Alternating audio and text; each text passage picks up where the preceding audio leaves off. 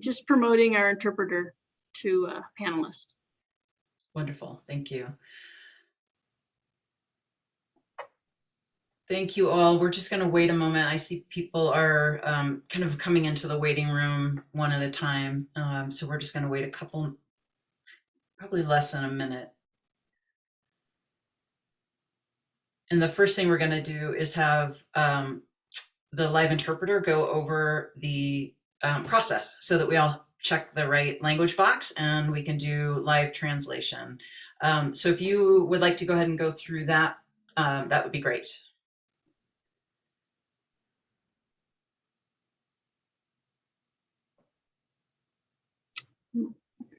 Perfect. Hello, everyone. Are you able to hear me? Great. We're going to go ahead and select our language. Vamos a elegir el idioma. Do you want me to go ahead and go over those instructions now? Yes, please. Perfect. Si ustedes prefieren escuchar en español, vamos a usar la interpretación para que puedan participar en el idioma de su corazón. Entonces, después de estas instrucciones van a ver el globo de icono o mundo en la parte inferior a mano derecha en su pantalla. Va a poder seleccionar el español y de ahí poner el audio original en mudo. And is this going to be completely in English, or should I have my English-speaking folks select their language as well? We should have, I think, everyone select their language. Perfect. For those of you who are not fluently bilingual in English and Spanish, we want to practice language justice as much as possible. So that means we'll be using interpretation. You'll be able to select the globe icon on the bottom right-hand side of your screen. That's the interpretation icon. You'll be able to hit English and then hit mute original audio right below that as well. I'll go ahead and send instructions in the chat in case that's helpful. Y les mandaré instrucciones en los mensajes de chat por si eso les ayuda también. Muchas gracias. Thank you very much. Great, thank you. Okay, so it is up and ready. And so English speakers, please select English and Spanish the other way. Awesome. So welcome so much. We are so glad you are here. We have a great panelist, a great group of panelists today. And I want to thank you for taking the time to join us. I think learning about this is a form of self-care. And we hope that today you'll learn ways to support yourself and your family and your friends. We're going to touch on common responses to acute stress, impacts you may be experiencing right now, waves of trauma, grief, and loss, and what that looks like, and resources to support you and your loved ones. I think from the picture, you can tell that I'm Jennifer Banyan in the left corner. I'm the Director of Jewish Family Service in Boulder, JFS Boulder, and we provide for over 150 years comprehensive human services in Colorado. We also we have a Boulder office, and we have a lot of different resources for individuals when we're not having a crisis or a disaster, and we have stood up a really great program for in response to the Marshall Fire and the trauma the community is experiencing. One program I want to just plug right away. We have, through the Community Foundation of Boulder County's Wildfire Relief Fund, we have the ability to provide 10 free counseling sessions, and we utilize a private practice model. So after the fire, we were really had a great response from community providers who have a private practice and who are licensed. We tripled the number of available clinicians, and we now have 230 licensed local private practice clinicians who serve a variety of different modalities, families, couples, individuals, and provide different modalities. So I would highly recommend you access this program for as many folks in your family as you want. And I really want to stress that this service is not limited to just it's for the whole community that's been impacted by the wildfire. It is also open to folks who are still having pandemic-related stress. So really, it's for everyone. And we also have some support groups that you're going to hear about today.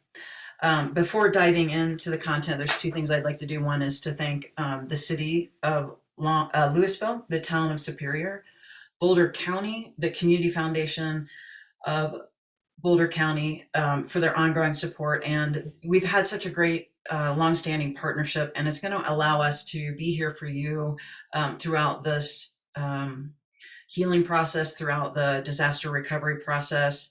A couple things I want to say. We did receive a lot of questions before the panel, and most of these, when folks were registering, were asking questions about whether or not what was happening to them was normal. And so was this response normal, or this response, and these things are happening, is that normal? And what I would say to every single one of those is, yes, this is that response is normal. And it can be minute by minute. It's going to vary for day by day, minute by minute, and person by person. I wanted to reiterate, this is just the beginning. Conversation on acute stress and its impacts on yourself, your health, your relationships. And we intend to provide additional town halls like this. We also, as a panel, want to acknowledge the impacts of the recent in-car fire. And we have been, we'll touch on that a bit today. We met prior to having the town halls to really recognize and talk about what that's looking like in the community. So one quick thing we want to do before jumping into the panel is to just do about a minute grounding exercise, and Jen Matheson is going to lead us in that process. Thanks, Jennifer. So let's all start this town hall by setting the intention to take the next 40 minutes to do something to take care of yourself. So let's start by all taking a slow, deep breath together. Try to breathe in through your nose for a count of 4, then out through your mouth for a count of about 8.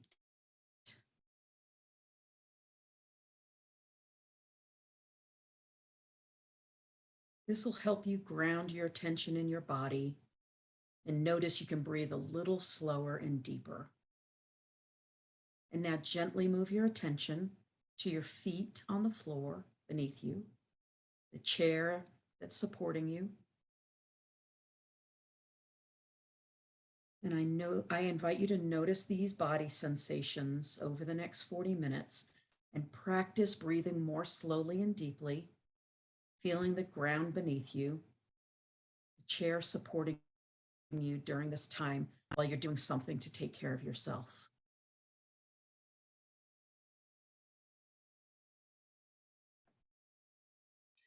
Thank you, Jen. As it was yesterday, it was very helpful for me. I tend to be nervous in these, so thank you for that. I would love to just jump in.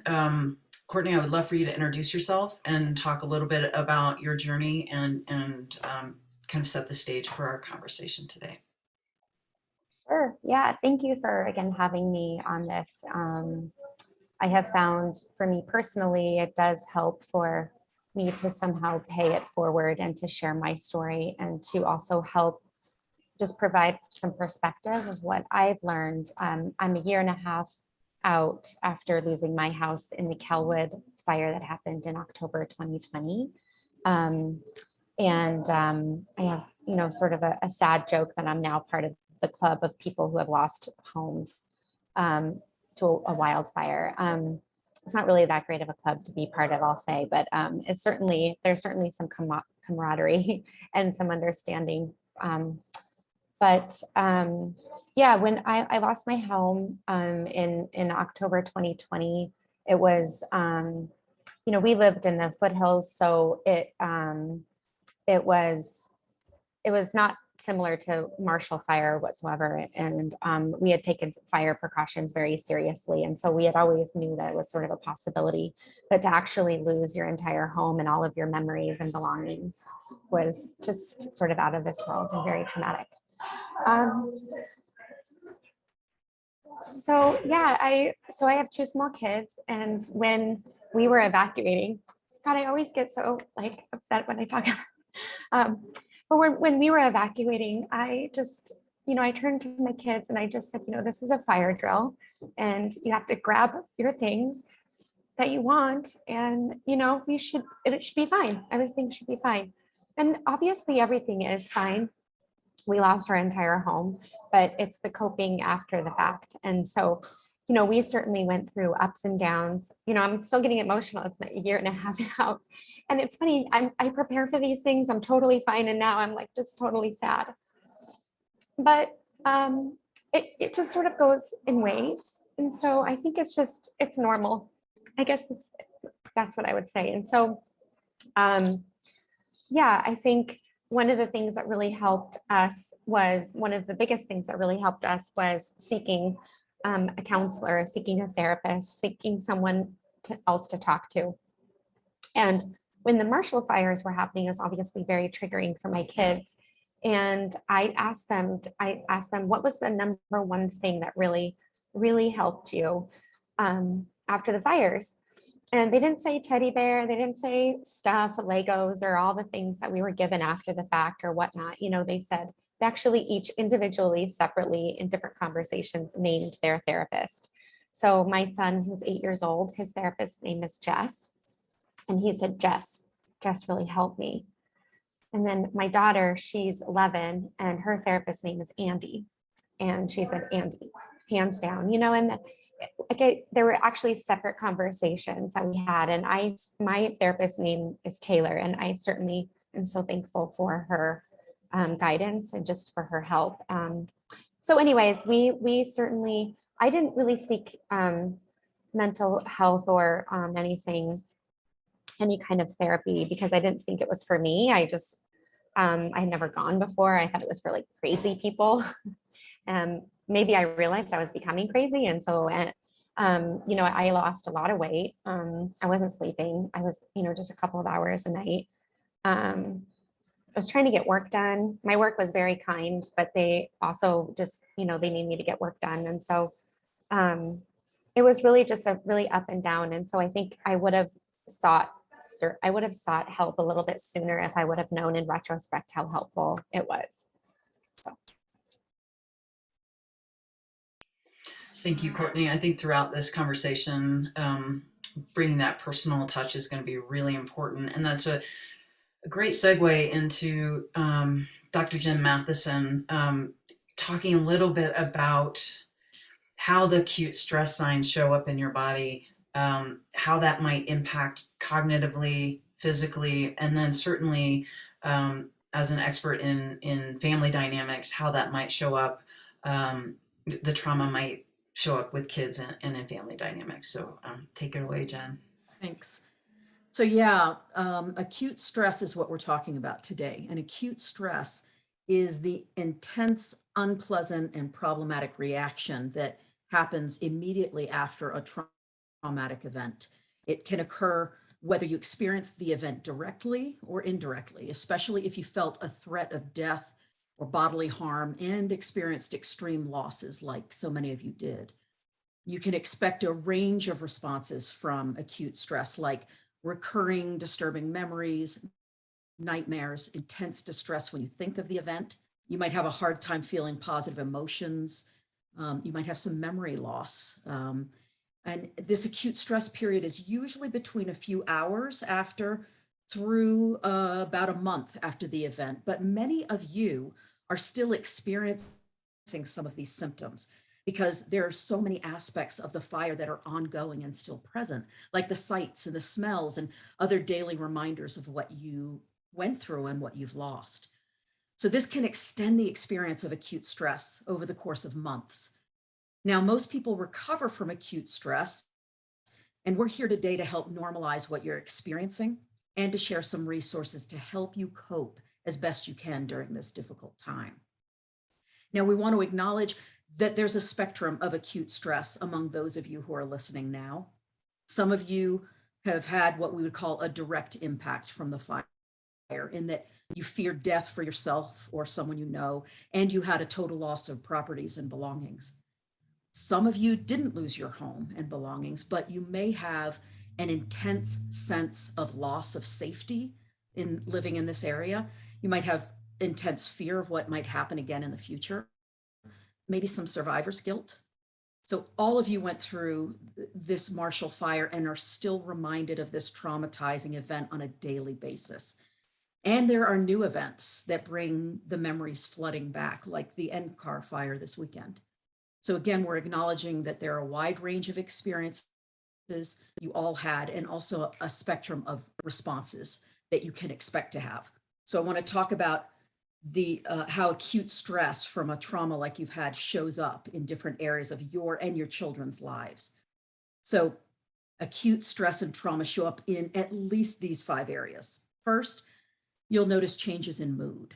So mood swings like laughing 1 minute and crying the next, bursts of anger, feelings of guilt and shame, maybe hopelessness, and an intense fear of the future. The second one is changes in interest. So losing interest or motivation in your work, in school and homework and activities. You might notice isolating behaviors, avoiding, withdrawing.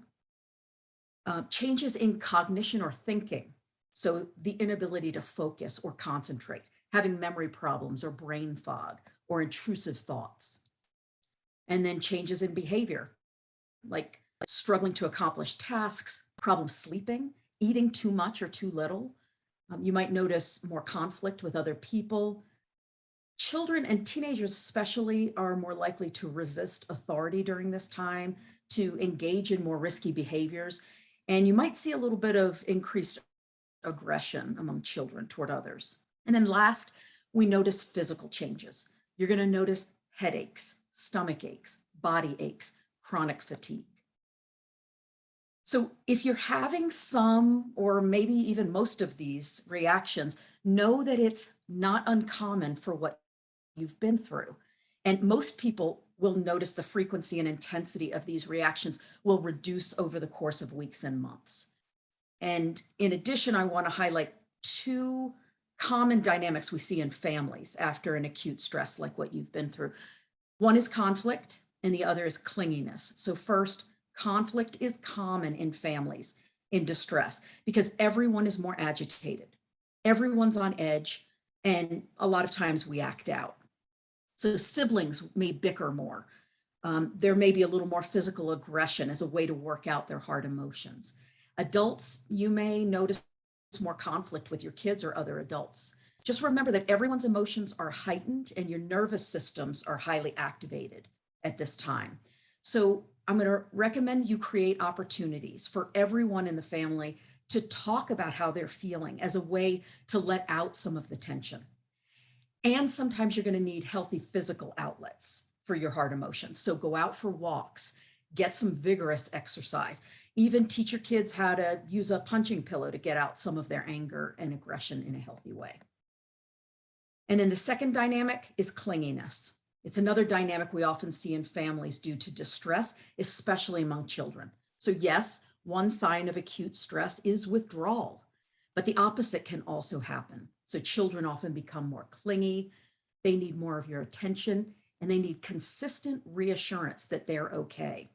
So instead of dismissing this behavior as silly or annoying, really attend to what's happening inside of your child.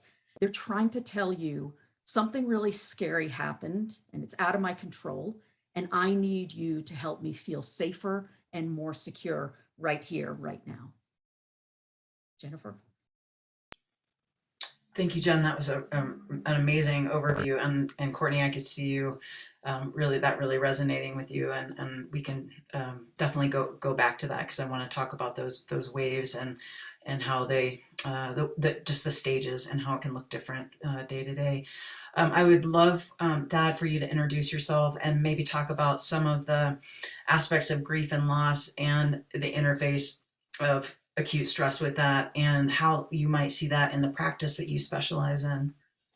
Great. Thank you very much. Thank you, everybody, for having me. My name is Thad Fry. I'm a licensed clinical social worker here in Boulder, and I grew up in Boulder. Both my parents lived in Louisville, so I have a strong connection to this community. So thank you for all joining us. So I'm going to speak at first in just generalities about grief. A lot of it's going to be reiteration and building on what Jen just shared with us. So I think it's important to hear that and just to normalize so many things that you have all been through. So I wanted to start by saying grief in general is fluid. It is often in a state of flux. People sometimes describe it like being on a roller coaster or going through waves. Everybody goes through the process of grief very differently, and that's okay. And I want to definitely underline that. It is definitely not done in stages. The 5 stages of grief, as popularized by Elizabeth Kubler-Ross, was actually written anecdotally about people who were dying and not grieving. And I read a quote that I liked about it, that it was actually supposed to be more descriptive and not prescriptive. So I just wanted you to leave this part knowing that there's absolutely no rigid stages to go through to end up at a specific finish line or result when we're thinking about grief in general. And I also wanted to speak about men in grief. And so know when I'm doing this, I'm obviously speaking in big generalities at this point, but I think it's important just to highlight some of these things in case any of you hear yourselves or people you love in these words. So again, speaking in generalities, grieving men tend to be more emotionally closed off, not as open to talk about emotional or vulnerable matters.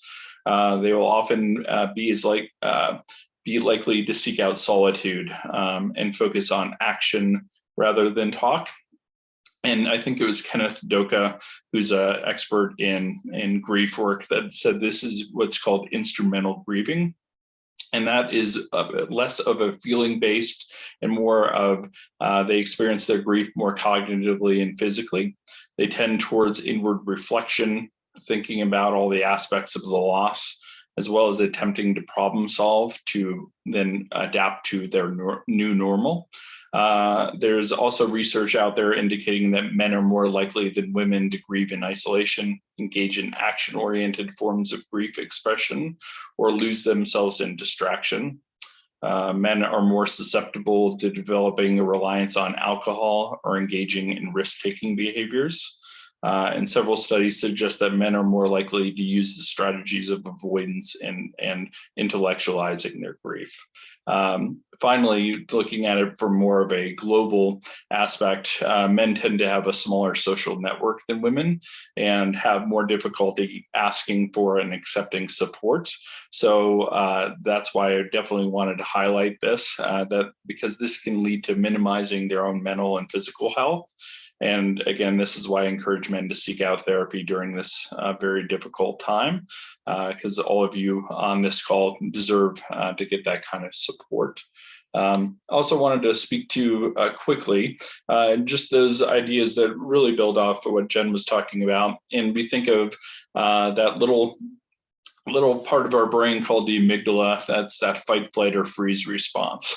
And so when we think of that fight or flight, and we don't have control over that, that is a survival mechanism that comes up and sometimes stays engaged for a long period of time. And so I wanted to talk about why therapy potentially could be helpful in disengaging that and kind of refocusing. That when we're in that fight or flight mode, it's usually sometimes we're referred to that as a go mode, like I'm in action. And when that happens for longer periods of time, it can lead to things like chronic fatigue, loss of appetite, muscle weakness, weight loss, stomach pain, things like that, which is also usually under the umbrella of adrenal insufficiency. So again, these are things that can be noted of yourself, of loved ones, note what's going on here physically for them as well. And then on the collapse mode, it can be seen in symptoms of depression. And finally, just wanted to really quickly speak to relationships. And something that I use a lot, I didn't share this, I worked in hospice for almost 20 years. And one of the things that I used was a form called Scope of Grief Responses. And what I loved about that form is because we could all see ourselves in it, because it looked at how are we coping in relationship to mentally, emotionally, physically, behaviorally, socially, and spiritually.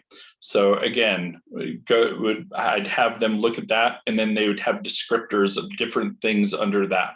And I would have the couple circle their stuff, just circle all the things that fit for you. And then I would have them turn to each other in that session or as homework between sessions and have them inform their partner, this is what it feels like in this moment, which might change in the next moment, or will definitely change next week or in 2 months. But right now, this is how I'm experiencing my grief. And that informs them so that I know how to be with my partner differently. I know how to support them differently. And that now you understand where I'm coming from and I understand where you're coming from. And I would update those lists as I would work with them. So anyway, I think having language for it can be a huge part and open up that communication. So thank you.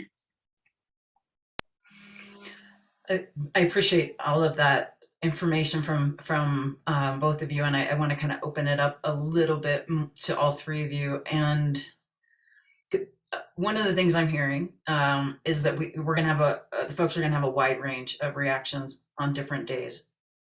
And I wonder, Courtney, if you could speak to, that being a part of your experience, and then really kind of maybe refocus on if one person in the family is in one place and someone's in adrenaline and the other is in collapse. And those could probably change day to day. And you might see your kids in either resistance or clinginess.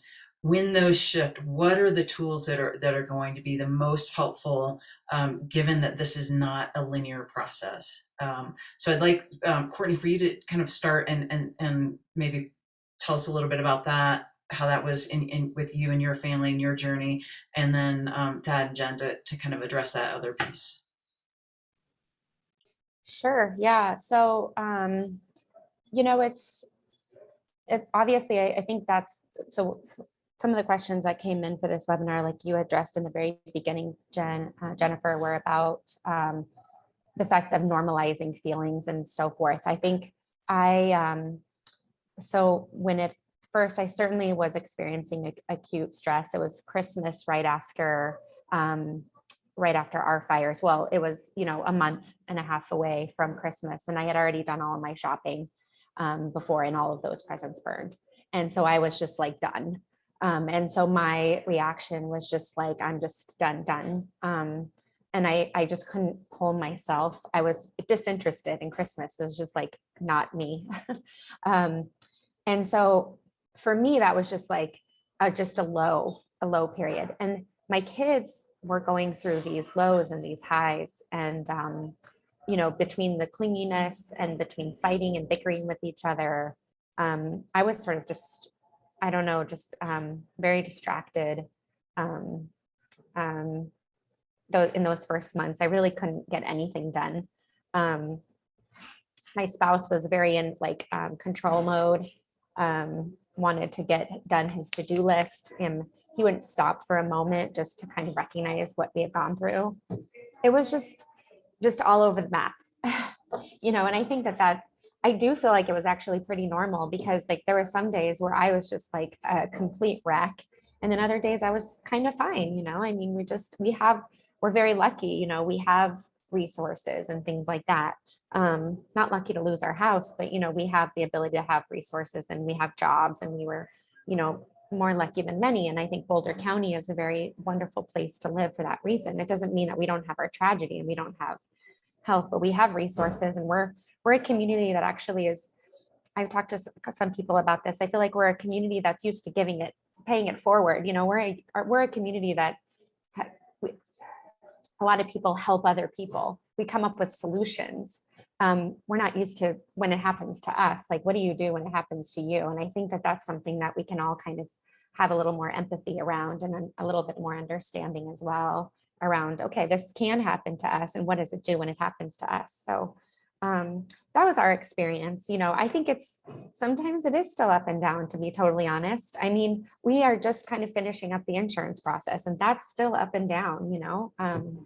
The triggering of the Marshall fires for us, we could see the fires, and my kids were just very, very upset, thinking, they're evacuating all their things from the Marshall fires. And then these last fires, then Carr fires, where actually our rental house was in the evacuation zone. So again, they had to reevaluate what's important to them. And it's almost like a breath of fresh air to actually reevaluate what's important in your life. It's a good exercise, by the way. although it's not great in a tragic situation, to be honest. Maybe do it without the tragedy. But I think it's been up and down for us. And I think that the weekly grounding of therapy for us has been the thing that's been able to get us grounded. I also started doing a lot of yoga, and for me that has been really, really helpful to be able to breathe. And I've had my family do a lot of yoga as well, and breathing and meditation, just to kind of say, we are safe, we're very lucky, we have clothes on our back, and things are things, but it doesn't mean that we still didn't lose what we lost. So I guess I'll just leave it at that, we are experiencing these ups and downs, and it does sort of feel normal, and it does get better over time. Year and a half in, we're actually used to the ups and downs now. I wouldn't say we don't have them anymore. I'd say we're just kind of now used to them. Great.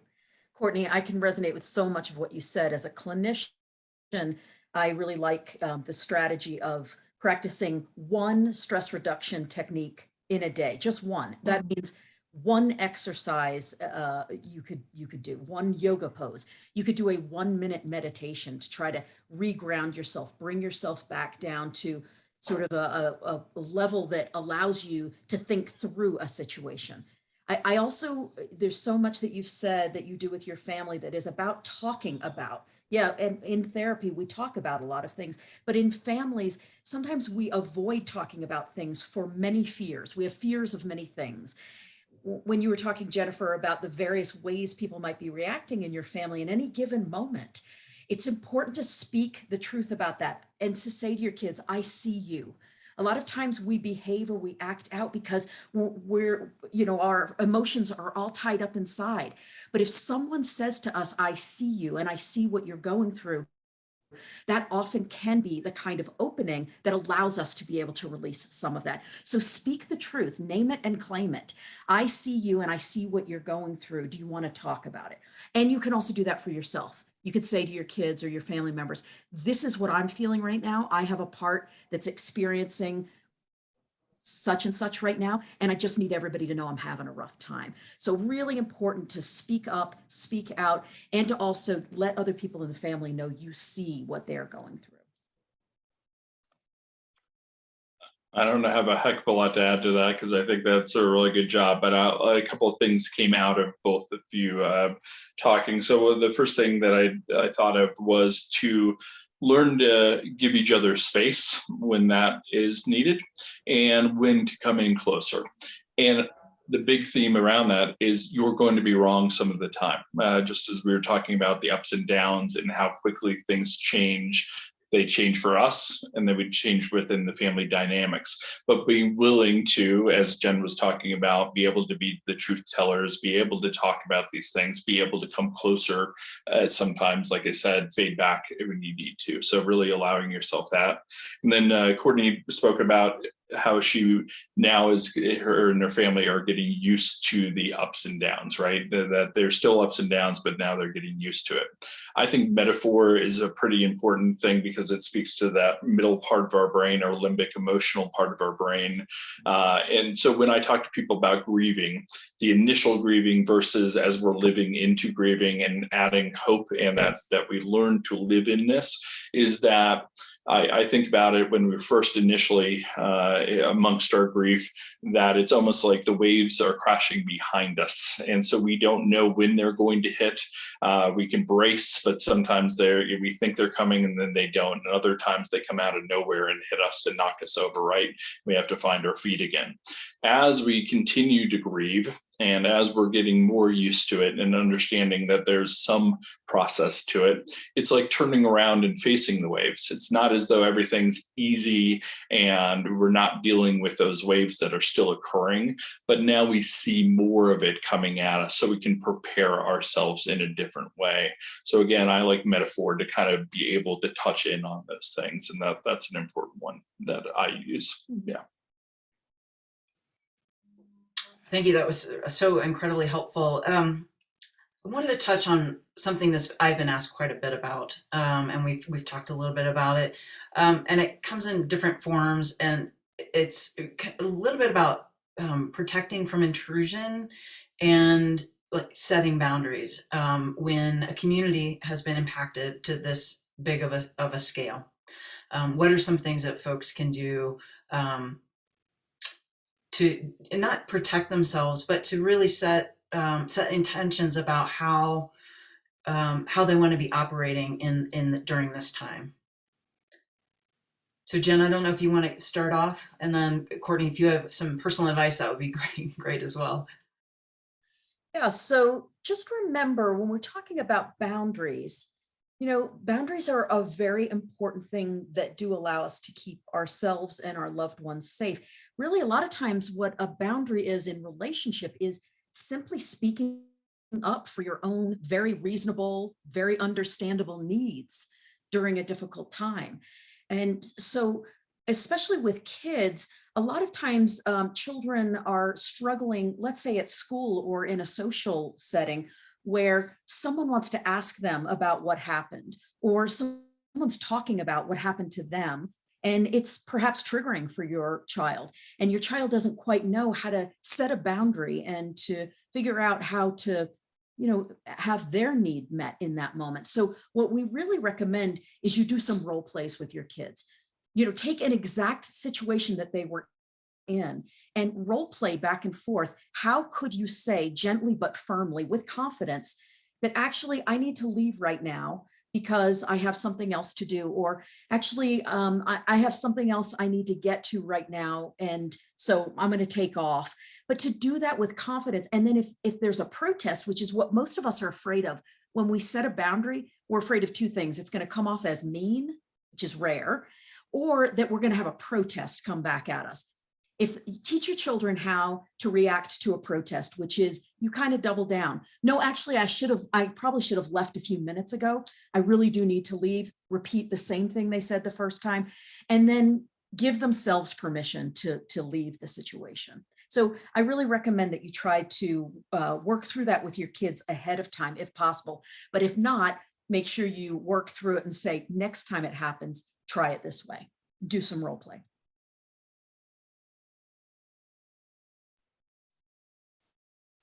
Yeah, I think one of the, I'm just trying to think too, this might not be more so about boundaries, but I think more along the lines of self-care. One of the, it's a personal boundary with dealing with your emotions that I have found that when in talking with some of the people that have lost their home in the Marshall Fire, I found a lot of camaraderie in the fact that the adrenaline and the spikes of just kind of the distracting yourself is a personal way of coping. And the distractions, while that it does work, and there's so much to do after a fire, believe me, I know, there's the insurance, there's the claims, there's the communication, there's the things that you have to capture. But I think one of the things too that I think is something that we should all be aware of in terms of our personal boundaries is allowing ourselves to be vulnerable and allowing ourselves to let our guard down at least for 10 minutes. I know that sounds like not very much, but it's okay to be human. It's okay to have emotions. It's okay to be sad. It's okay not to be like, well, I'm so lucky my family didn't die.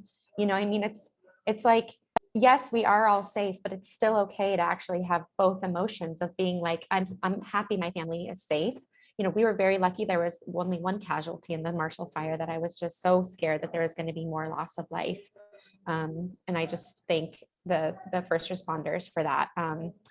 Obviously loss of property was different, but it's okay, I think, to say, give yourself those 5-10 minutes to mourn the loss of certain things. I always equate it to when you're on an airplane and you forgot your toothbrush and you have to go to the grocery store when you get to your destination to get the toothbrush. But it's that sinking feeling of, oh, I forgot this, when you travel somewhere. Well, times that by 1,000,000, you just lost, everything. And you're like, oh, that. And you'll have these moments where you lost something that was really meaningful to you because it was tied to maybe somebody who has passed on. Right? Or something that was a gift to somebody that was given to you with the intention. And it was the memory of the item that you're actually mourning. And I think the boundary is to give yourself the time to, in the day, every single day to actually mourn the loss of that thing that you've just remembered that you no longer have, because it happens all the time. And to say, to think about the memories of why you love that, and to like blow out the candle and just let it go. And I think that there is like I'm saying, a boundary of self-care and self-awareness in your every single day after losing everything that you can just keep in mind. Thanks, Courtney. That I was wondering if you'd jump in around how people might, again, just a little bit about protecting themselves from the over kind of stimulating focus that can happen around the fire and around the disaster, and how that can get heightened, and the kind of the power of saying, I don't want to. Yeah, I mean, I think the two different thoughts there is kind of building. One is building off of what Jen and Courtney spoke about, but I think of boundary setting, and I'm not the best one at doing it sometimes, because I don't want to come off looking like a mean person. So I just want to normalize that I build that in, and then when I do it, it works pretty well. So the big thing that it builds in is choice, and we don't have a heck of a lot of choice when these events happen, right? So we can't go back and choose differently. These things happen. When we set boundaries, we can therefore have a choice with those people, whether to later say, I would love to talk about this. Would you be able to talk about it? Or I'm just not in a place to talk about it, right? But if we set that boundary, then we get to have that. And any place where we can have that and add that to this, I think is hugely important. And then kind of on a different part of the theme, but kind of looking at what we're bringing into our nervous system. I always tell people that we need to be very careful about limiting that information that we're bringing in. And now that we have social media and we have 24-hour news and we're all connected to our phones and everything else, I know it's easier said than done, but to really limit it, because I'll talk to people about being more somatically aware, being aware of their bodies, and notice how you're feeling. And maybe you're feeling obviously some level of anxiety, but then you jump on your phone to look up what's going on with the recent NCAR fire, right? And that anxiety part of your brain is trying to search for safety. So it's looking for information, but what is happening at the same time is your amygdala is heightened, your heart rate is going up, your blood pressure is going up. So noticing that somatically before you do these things and while you're doing them, I think can cue you in to say, was this better for me? Do I feel more relief since I did this? Chances are pretty darn good the answer is going to be no. And so that is a good way of self-understanding and saying, yes, I noticed that I want to go to my phone and I want to understand more. Is there any more news coming out around that? I'm not saying one can't do that, but have specific time. I'm going to do that for a half hour on this day, and I'm going to research it then, right? But the rest of the time, being able to focus in other areas, I think is really important for our overall nervous system and mental health. So. Thank you so much. I want to be cognizant of time, and I'm hoping folks will stay on for just a couple more minutes. First off, I want to thank the panel for sharing your expertise and your experience. I want to reiterate that this is just the beginning, that we intend to do more of these. I'd love for you to stay on, because we're going to go over just 3 free resources that are available now that would support moving out of acute stress, supporting your central nervous system, and things that you can do really right now that are free. And so I'm going to go through that very quickly. So just give me 1 second.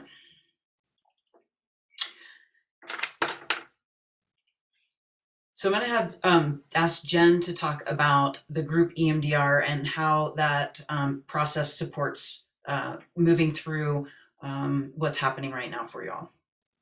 Yes, so we are offering through Jewish Family Service group EMDR sessions.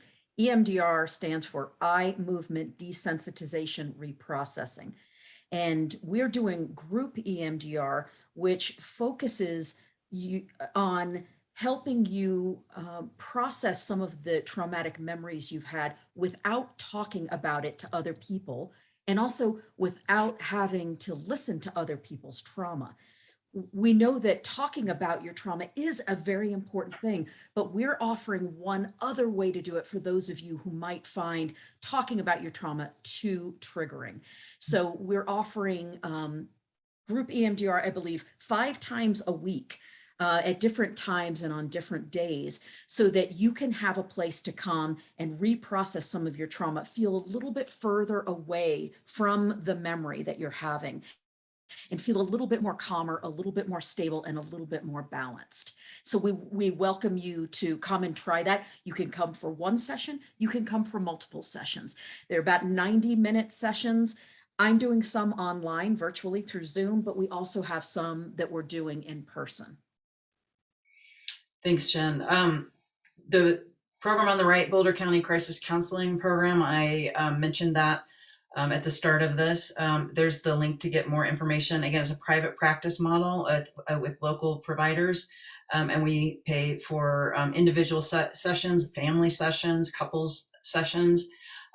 Since I checked this morning, about 30% of the attendees of last night's town hall have already signed up for either group EMDR or individual family therapy through the crisis counseling program.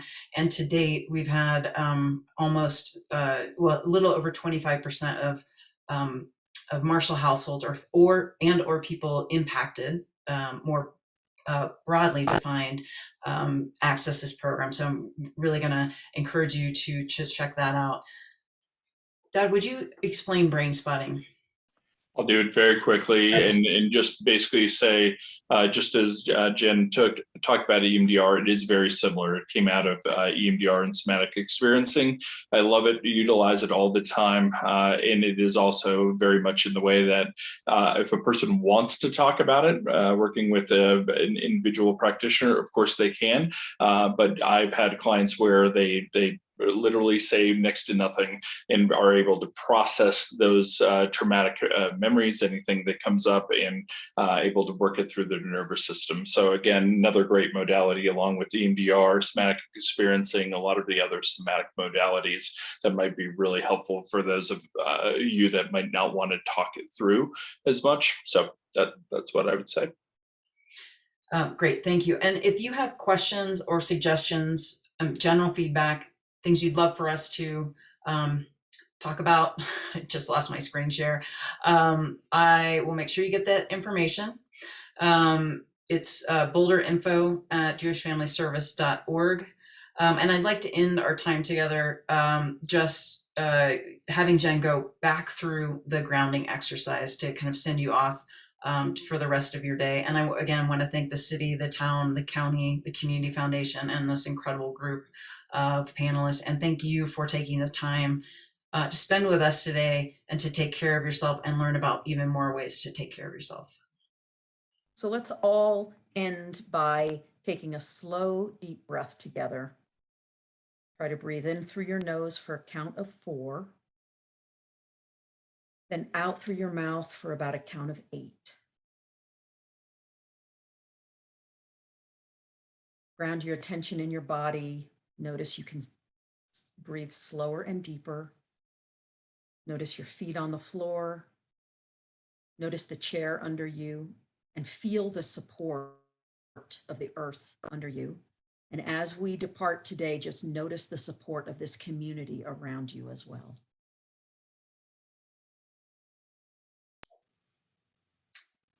Thank you once again. Thank you all for staying on for a few extra minutes. We are here for the long haul, and we will continue to bring hopefully things that are helpful and resonant. Please take good care, and we hope to hear from you. Thank you so much.